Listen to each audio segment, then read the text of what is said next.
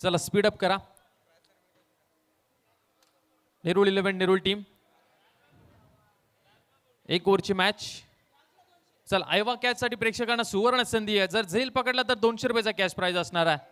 आयवा catch प्रेक्षकांना सुवर्ण संधी. षटकाराच्या बाहेर जर प्रेक्षकांनी कोणत्याही प्रेक्षकांनी झेल पकडला तर 200 रुपयाचा कॅश प्राइज दिला जाईल. चला मैदानाच्या अवतीभोवती प्रेक्षक पाहायला मिळतील, लहान मुलं पाहायला मिळतील, कारण की या स्पर्धेची ही शेवटची मॅच असणार आजच्या दिवसातील. मेगा फायनल आपल्या समोर आहे. ग्रामीण लॉट्स मधून डॅनियल ब्रदर्स मच्छिंद्र स्मृती दारावे, तर दुसऱ्या बाजूला नेरुळ 11 नेरुळ. एका बाजूला जर पाहिलं सचिन नाईक यांचा संघ पाहायला मिळतोय आणि दुसऱ्या बाजूला नेरुळ 11 नेरुळ अर्थातच विश्वास घरत यांचा संघ पाहायला मिळतोय. विश्वास घरत वर्सेस सचिन नाईक. त्यानंतर जर पाहिलं तर भावेश नाईक, सिद्धेश कडू, राहुल म्हात्रे, धीरज भोईर असं बॅटल पाहायला मिळेल आपल्याला. विशाल भोईर, अर्पित म्हात्रे चांगले खेळाडू आहेत दोन्ही टीम्स कडे. मेगा फायनलचा पहिला बॉल राहुल म्हात्रे गोलंदाजी मार्क वरती आलेले आहेत. समोर आपल्याला पाहायला मिळतील भावेश नाईक, नॉन स्ट्राईक कडे आपल्याला पाहायला मिळतील मिस्टर 360 धीरज भोईर. पहिला बॉल मेगा फायनलचा right off the wicket Rahul Mhatre. चला पहिलाच बॉल मात्र जागा बनवून खेळण्याचा प्रयत्न पंचांकडे अपील केली होती की वाईट बॉल आहे, फलंदाज सांगतो, परंतु निर्धाव चेंडू. डॉट बॉल आपल्याला पाहायला मिळतोय. नेरुळ 11 नेरुळ पहिला बॉल डॉट राहुल म्हात्रे यांचा. समोर पुन्हा एकदा आपल्याला पाहायला मिळतील, सज्ज होतील भावेश नाईक. यावेळचा बॉल मात्र सोडून दिला, पंचांचा इशारा आला, हा वाईट बॉल आहे. भावेश नाईक पूर्णपणे तयारीतच होते मोठा फटका खेळण्यासाठी, परंतु इथे आपण जर पाहिलं तर एक लॉंग ऑन तैनात आहे, एक लॉंग ऑफ आहे, डीप मिड विकेट आहे, डीप स्क्वेअर लेग आहे.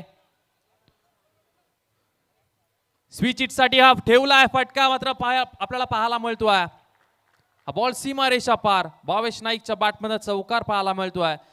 त्या फटक्यासाठी क्षेत्ररक्षक सजवला होता त्या रिझनला, परंतु खूप चांगला फटका आपल्याला पाहायला मिळाला. अगदी गॅप मध्ये फटका निघून गेलाय सरळ 4 धावेसाठी. भावेश नाईकच्या बॅटमधनं चौकार पाहायला मिळतो. टीमची धावसंख्या 5 या आकड्यावरती. 2 चेंडूचा खेळ संपला, 5 धावा धापलकावरती लागलेले आहेत. आता पाहिलं तर पुन्हा एकदा फिल्डिंग मध्ये विवरचना आपल्याला पाहायला मिळते.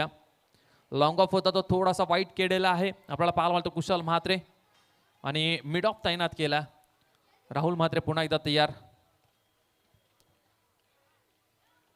भावेश नाईक यांच्यासाठी. चला यावेळचा बॉल, ओहो अप्रतिम फटका. भावेशच्या बॅटमधनं दर्जेदार स्ट्रोक पाहायला मिळतोय. चौकारानंतर आलाय हा षटकार. डॅनियल ब्रदर्स मच्छिंद्र स्मृती दारावे टीम कडे आपल्याला पाहायला मिळतो. या 6 धावा मिळतील आणि या 6 धावांवर टीमची धावसंख्या 11.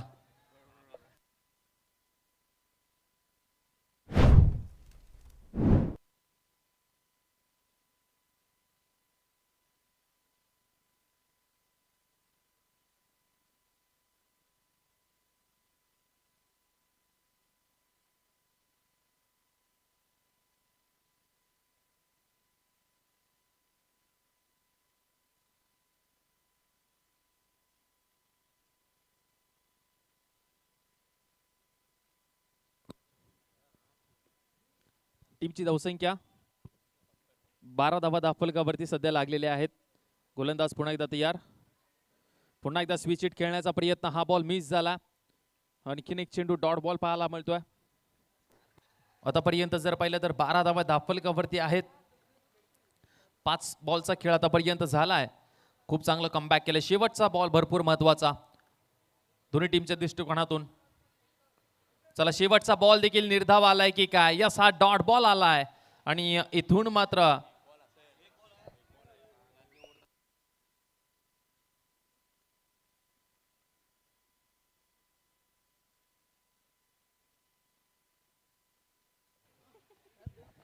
चला शेवटचा एक बॉल शिल्लक आहे.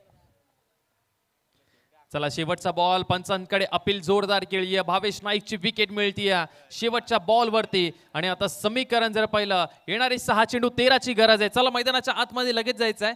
धारावी संघ आणि 2 बॅटर लगेच मैदानाच्या आतमध्ये. चला 6 बॉल 13ची गरज आहे. ही मॅच जिंकायची असेल तर 6 मध्ये 13 काढायचे आहेत. दोन्ही टीम्स पुन्हा एकदा मेगा फायनल मध्ये पाहायला मिळतात. 2 दिवस अगोदर हेच दोन्ही संघ तुर्ब्याच्या मैदानावरती जय माता दी चषकामध्ये आपल्याला पाहायला मिळाले होते मेगा फायनल मध्ये, आणि 2 दिवसानंतर पुन्हा दोन्ही संघ आपल्याला पाहायला मिळतात. आमने सामने आहेत. एका बाजूला जर पाहिलं तर डॅनियल ब्रदर्स मच्छिंद्र स्मृती दारावे, तर दुसऱ्या बाजूला नेरूळ 11 नेरूळ संघ पाहायला मिळतोय. त्यावेळेस बॅटल जिंकलं होतं दारावे टीमने, आणि आता पुन्हा एकदा सुवर्ण संधी आहे नेरूळ 11 नेरूळ टीमकडे मेगा फायनल जिंकण्याची. 6 चेंडू 6 मध्ये 13 ची गरज आहे. चला फिल्डिंग लगेच सजून घ्यायची आहे, प्लीज विनंती करतोय.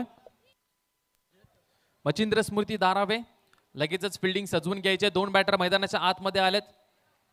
सचिन दादा आपल्याला विनंती करतोय प्लीज, कारण की भरपूर अंधार होत आलेला आहे. 6 चेंडू 6 मध्ये 13 ची गरज आहे.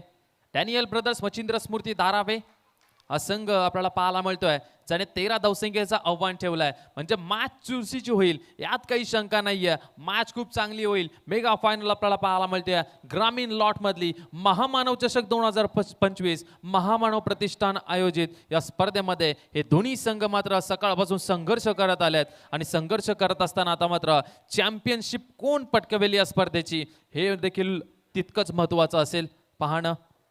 6 चेंडू 6 मध्ये 13 ची गरज आहे. गोलंदाजी मार्क वरती गोलंदाज पाहायला मिळतील आपल्याला. मिस्टर 360 आता गोलंदाजीसाठी तयार आहेत. अर्थातच धीरज भोईर आपल्याला पाहायला मिळतील गोलंदाजी मार्क वरती. 6 चेंडू 6 मध्ये 13 ची गरज आहे. चला मॅचला होईल सुरुवात.